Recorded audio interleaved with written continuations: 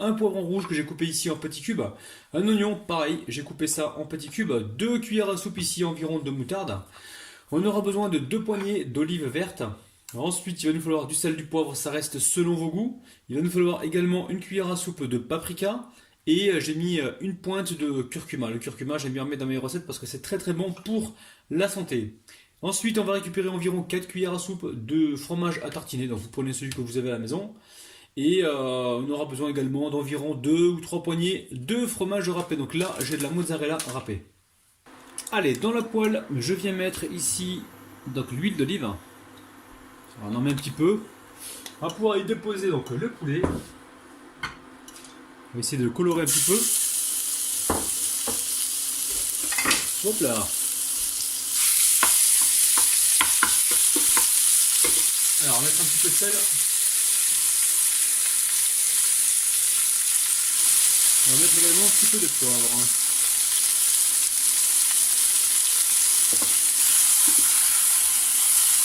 Et aussitôt, on va pouvoir y mettre donc nos légumes, à savoir le poivron rouge et l'oignon.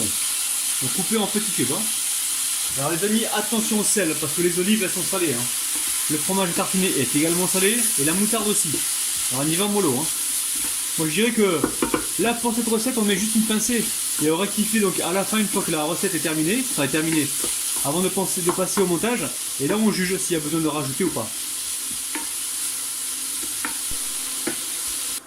Alors là on y ajoute les épices, donc à savoir le poivre, le curcuma, un petit peu de sel, une légère pincée et le poivre. Donc là je mélange rapidement, je baisse la température, donc ça va, là les baisser.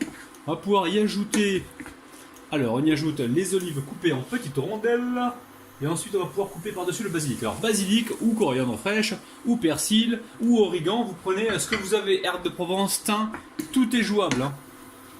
C'est pas compliqué, avec Gravillon on fait vraiment avec ce qu'on a.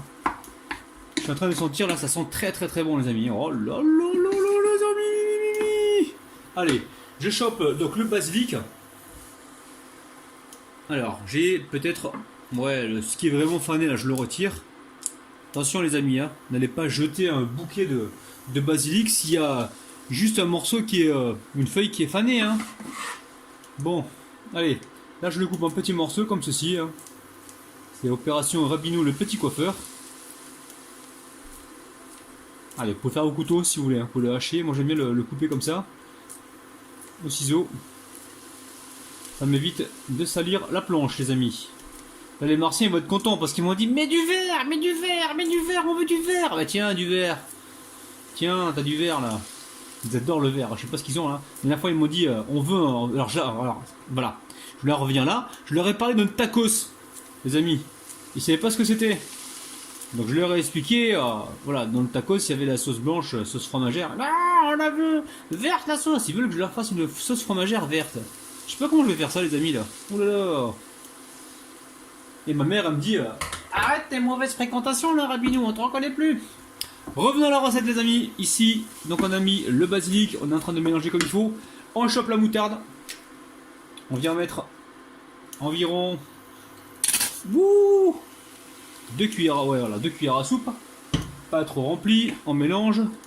Ça sent très très très bon les amis, c'est un truc de malade. Allez, on récupère le fromage à tartiner, donc à savoir le Saint-Moré, hop là. Là on peut considérer qu'il y a environ 3 cuillères à soupe parce qu'elles étaient vraiment pleines. Bon allez, je remets encore, hop là. Bon, ça nous fait environ 4 cuillères à soupe de fromage à tartiner. Qu'est-ce que c'est bon. Allez, le feu est baissé. Là le but du jeu maintenant c'est de diluer donc ce fromage à tartiner pour en fait en faire une petite sauce. Donc là on mélange sans arrêt. Les amis, ça y est, la préparation est cuite. On va pouvoir donc passer à la suite. Allez, ici je vais donc retirer le haut, donc comme ceci. Alors, ce qui serait bien dans un premier temps c'est de retirer la peau du dessus. Donc là, on verra tout à l'heure pour la peau. Donc là, je récupère ici une cuillère et je viens donc retirer de la chair à l'intérieur. Je ne vais pas trop sur le côté parce que sinon je vais fragiliser la pomme de terre. Aussitôt que c'est fait, ici, j'ai ma préparation. Je mets donc ce que je retire en pomme de terre directement avec la préparation.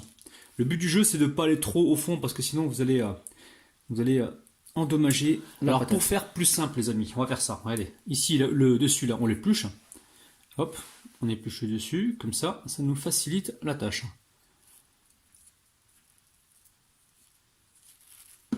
Voilà, je préfère moi me tromper, mal faire au départ, et ensuite vous montrer comment bien faire, comme ça vous ne galérez pas. Mon but c'est vraiment de faire en sorte que ça devienne facile pour vous. Donc là, on a retiré le dessus, hop là, je récupère donc ma cuillère, hop, je vais la nettoyer parce que je l'ai mis avec la préparation précédente, et ici, comme ceci, je viens donc retirer le dessus. Alors les amis, très important, vos pommes de terre, donc j'ai dit 15 minutes, ça peut être 20 minutes, hein. Il faut vraiment qu'elles soient juste cuites en fait. Il ne faut pas que ce soit cru non plus parce que sinon vous allez avoir du mal à les creuser et vous allez avoir du mal à les mélanger. Il faut que ce soit presque cuit. Donc vous surveillez, ou même si vous les faites cuites, mais que ce soit pas trop cuit, ça passe aussi, hein. Il n'y a pas de problème. Hein. Mais si vos pommes de terre sont pas assez cuites, vous allez vraiment galérer. Hein. Allez, là on va pouvoir remplir donc nos patates. Mais juste avant, on va goûter cette préparation. Alors, quand vous arrivez là, les amis, si vous aimez le citron, mettez-en un petit peu, vous pressez. Ne le mettez pas au départ quand ça bout parce que ça va vous faire quelque chose d'amer. Là, vous mettez donc votre citron, un petit peu de jus de citron. Vous pouvez mettre du piment, vous mettez vraiment ce que vous voulez. Hein. Allez, on va remplir donc nos patates. Donc, n'hésitez pas à goûter la préparation pour vous assurer qu'il y a assez de sel. Hein. N'hésitez pas à aller bien au-delà du creux en fait. Hein. Vous remplissez comme ça. Alors une fois que c'est fait, on vient ici saupoudrer avec la mozzarella. Donc vous préchauffez le four à 160 degrés les amis. Hein. Pas besoin de mettre plus fort. Vous rajouterez un peu de température si vous voyez qu'à la fin le fromage n'a pas assez gratiné. Donc là on va réchauffer l'ensemble. On va continuer de le cuire un petit peu parce que la pomme de terre elle n'est pas tout à fait cuite. Donc après tout dépend de chacun. Ça peut être 15, 20 minutes, 25 minutes, il faudra surveiller. Je vais encore vous répéter les amis, attention à la pomme de terre, hein. La faites pas crue, hein. Si elle est crue, elle cuira jamais. Hein. Au four, pour qu'elle cuise, il faut qu'elle soit déjà pré-cuite dans l'eau. Ou alors pré-cuite au four.